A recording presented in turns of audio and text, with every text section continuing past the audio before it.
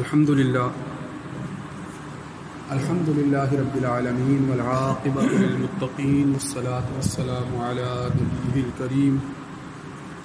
اما بعد فاعوذ باللہ من الشیطان الرجیم بسم اللہ الرحمن الرحیم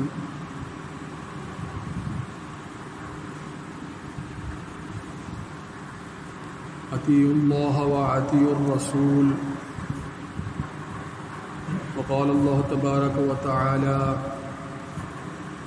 ما آتاکم الرسول فخذوه وما نهاکم عنہ فانتہوا وقال النبی صلی اللہ علیہ وآلہ وسلم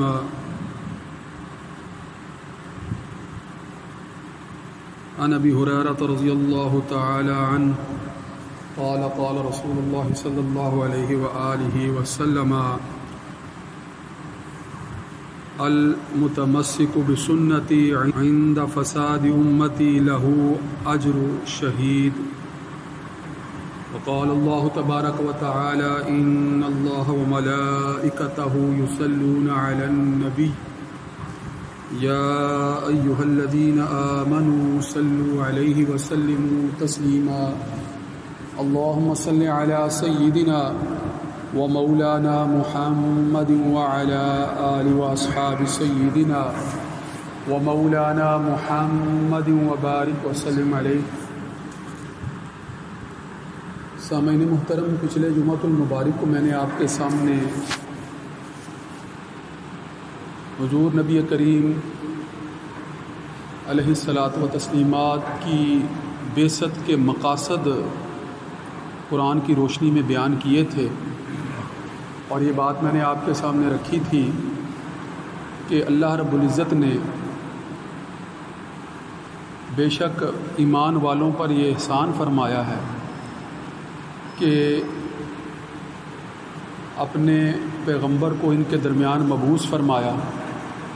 لقد من اللہ علی المؤمنین اذ بعث فیہم رسولا من انفسہم،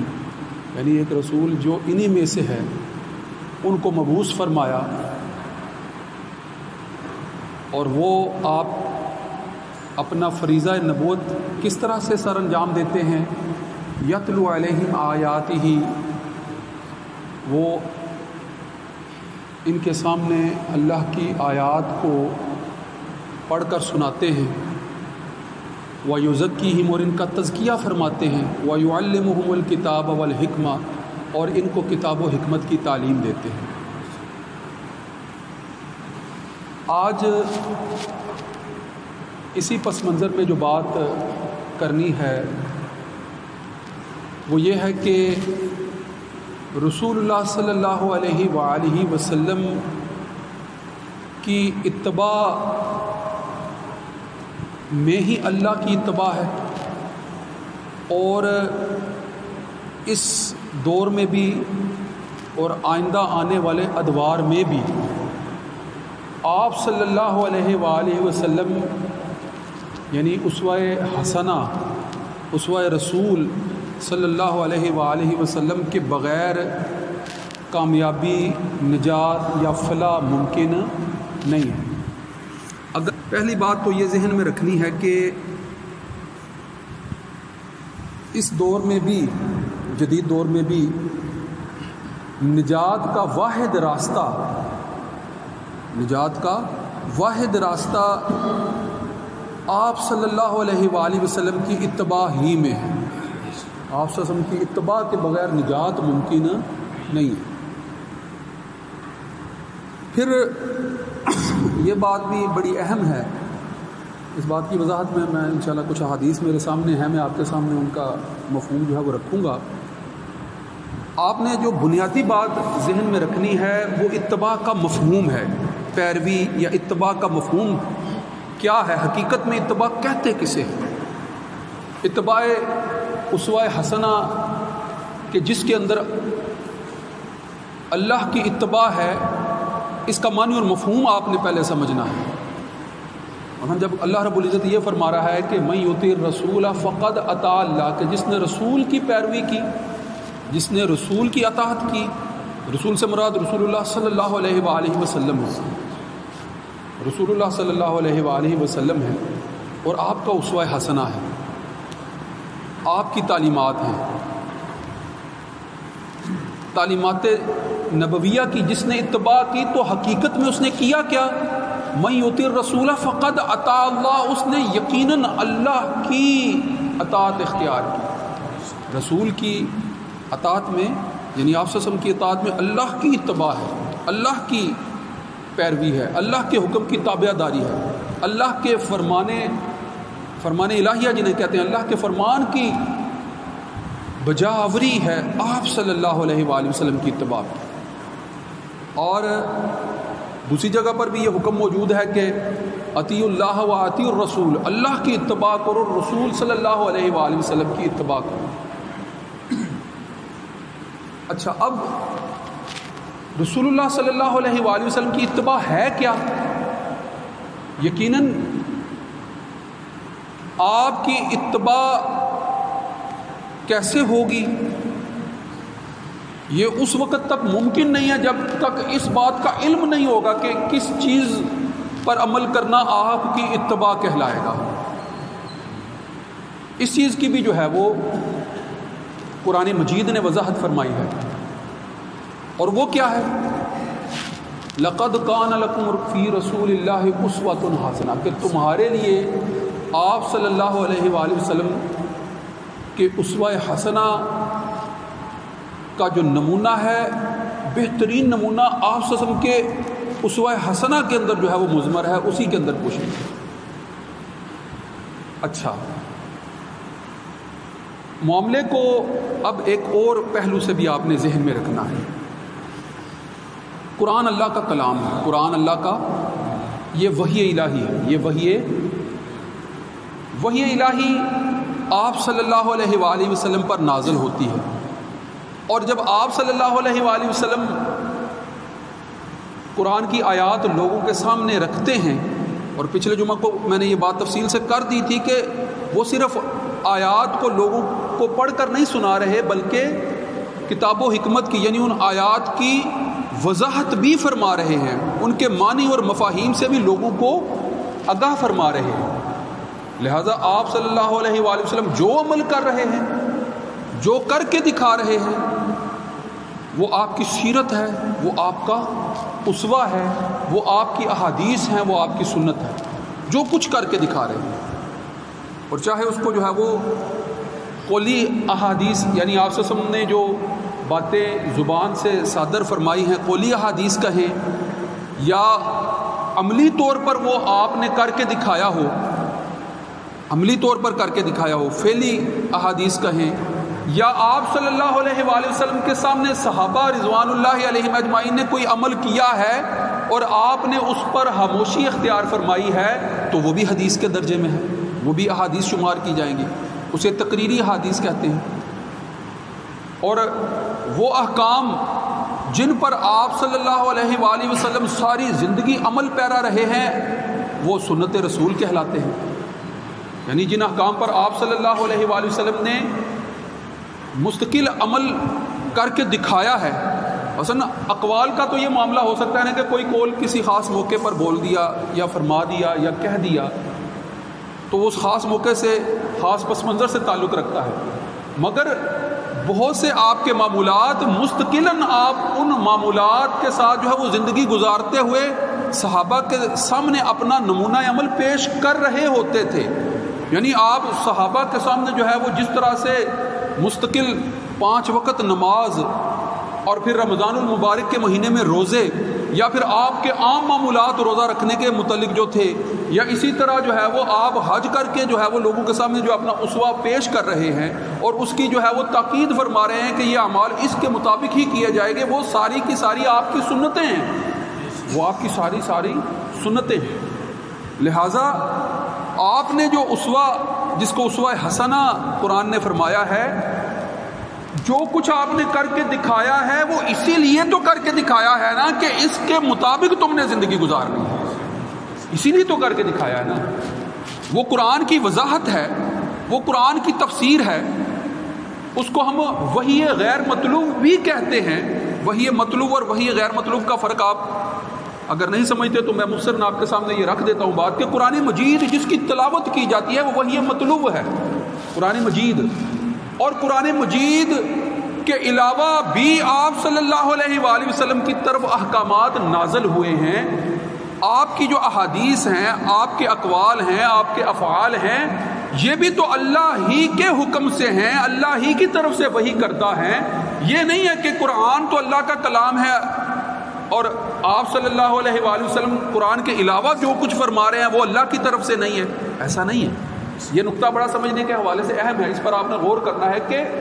آپ صلی اللہ علیہ وآلہ وسلم پر قرآن تو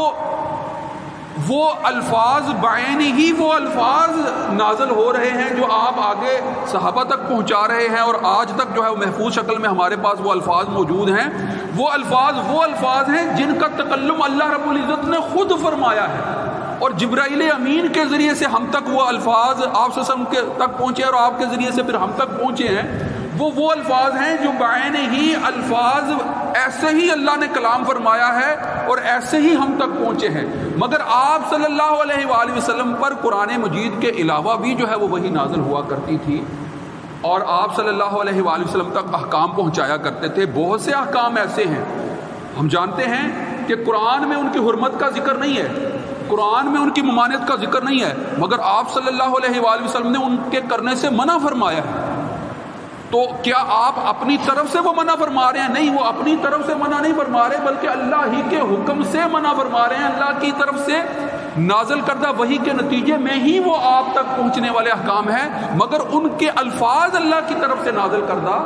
نہیں ہیں بلکہ الفاظ آپ صلی اللہ علیہ وآلہ وسلم کے ہوتے ہیں.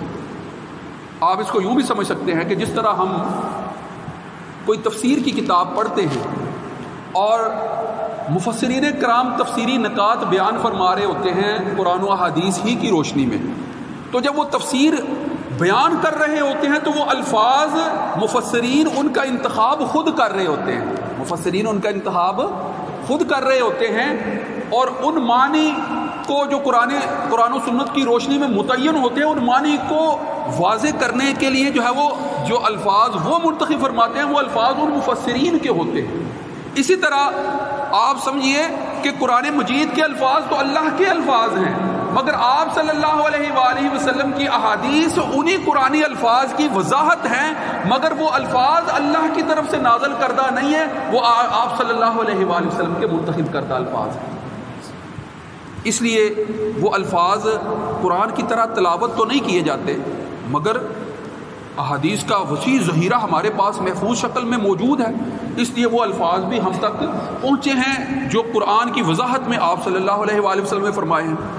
اور آپ صلی اللہ علیہ وآلہ وسلم کا ہر عمل ہی قرآن کی وضاحت ہے، لہٰذا صحابہ نے، تابعین نے، تبع تابعین نے، یا ان کے بعد جو ہے وہ محدثین ہوں یا مفسرین ہوں یا فقہا ہوں، یا کہہ لیں کہ قرآن مجید کی تعلیمات کی وضاحت کرنے کے حوالے سے کسی کا کوئی بھی کردار ہو، وہ ساری کی ساری وضاحتیں آپ صلی اللہ علیہ وآلہ وسلم کے اسوہ حسنہ ہی کی تو وضاحتیں ہیں،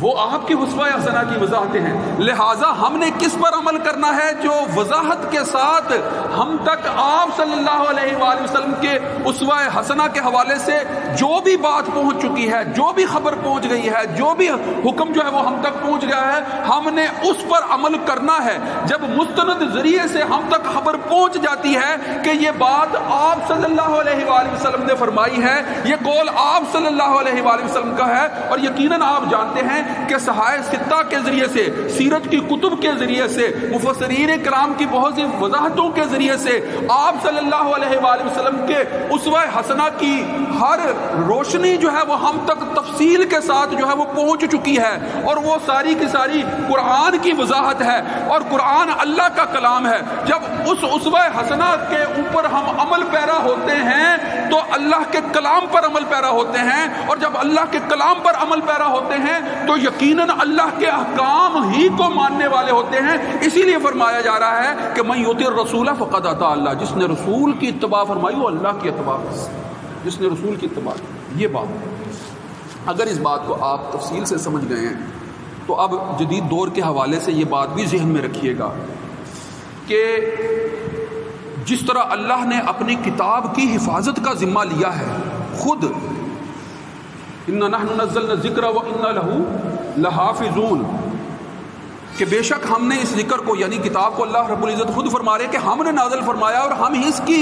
حفاظت کے ذمہ دار ہیں۔ تو آپ نے یہ بات تفصیل سے سمجھ لی کہ قرآن کے جتنے بھی معانی ہیں، قرآن کے جتنے بھی مفاہیم ہیں، ان کی وضاحت اسوہ حسنہ سے ہو رہی ہے، آپ صلی اللہ علیہ وسلم کے اقوال سے ہو رہی ہے، آپ کے افعال سے ہو رہی ہے، آپ سے منسوب جو ہے وہ تقاریر سے ہو رہی ہے۔ جب یہ ساری معانی کی وضاحت مستند ذریعے سے ہم تک پہنچی ہے تو یہ اس بات کی دلیل ہے کہ قرآن کے الفاظ کو اللہ رب العزت نے صرف رہتی دنیا تک محفوظ نہیں بنایا، بلکہ آپ کی سیرت کو بھی، آپ کے اسوہ حسنہ کو بھی، آپ سے منسوب اقوال کو بھی رہتی دنیا تک کے لیے محفوظ بنا دیا ہے۔ لہٰذا آج ہم جس حکم پر آپ صلی اللہ علیہ وآلہ وسلم کے بتائے ہوئے جس بھی حکم پر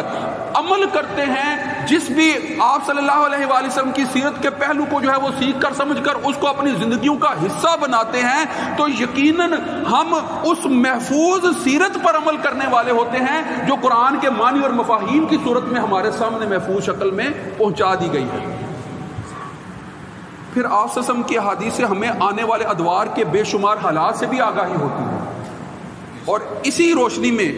آپ کے سامنے یہ باتیں بھی آتی ہوں گی کہ یقیناً جوں جوں زمانہ نبوت سے دوری ہو رہی ہے،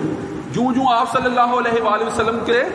دوری ہو رہی ہے، صحابہ کے دور سے دور، مثلا آپ سے نے فرمایا نا کہ خیر القرون کرنی ثم الذین یلونہم ثم الذین یلونہم، کہ سب سے بہترین دور میرا دور ہے، پھر اس کے بعد کا دور، پھر اس کے بعد کا دور۔ تو آج تو 1400 سال گزر چکے ہیں، 1400 سال گزرنے کی وجہ سے آپ صلی اللہ علیہ وآلہ وسلم کے زمانہ نبوت سے دوری کی وجہ سے بہت سے فسادات، بہت سے بگاڑات، بہت سی بدعات، بہت سے فرسودہ اعمال ہماری زندگیوں میں در آئے ہیں، جن کے خاتمے کی ہمارے لیے اس وقت اشد ضرورت ہے۔ اگر ہم غور نہیں کریں گے تو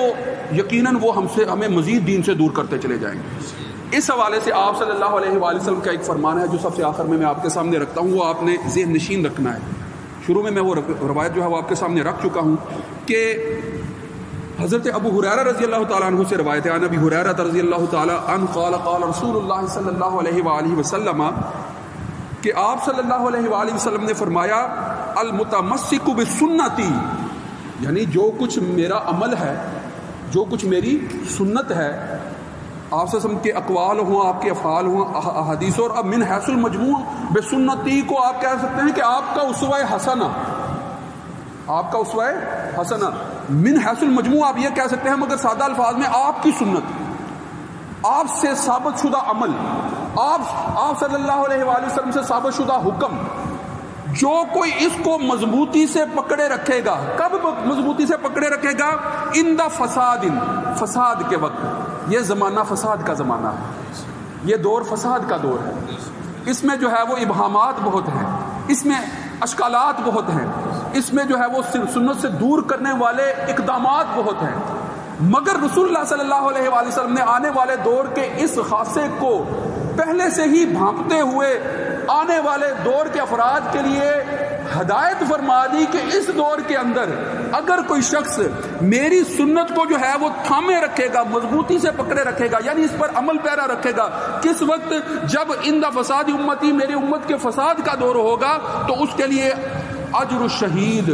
شہید کا اجر ہوگا، یعنی وہ شہادت کے مرتبے پر فائز افراد کو جیسا اجر دیا جائے گا، اس گئے گزرے دور میں اگر سنت کو محفوظ کرنے کے لیے سنت پر عمل پیرا ہوگا، سنت کو زندہ کرنے والا ہوگا، تو شہید کے اجر سے نوازا جائے گا۔ وآخر دعوانا ان الحمد للہ رب العالمین۔ سنت ادا فرمائیں۔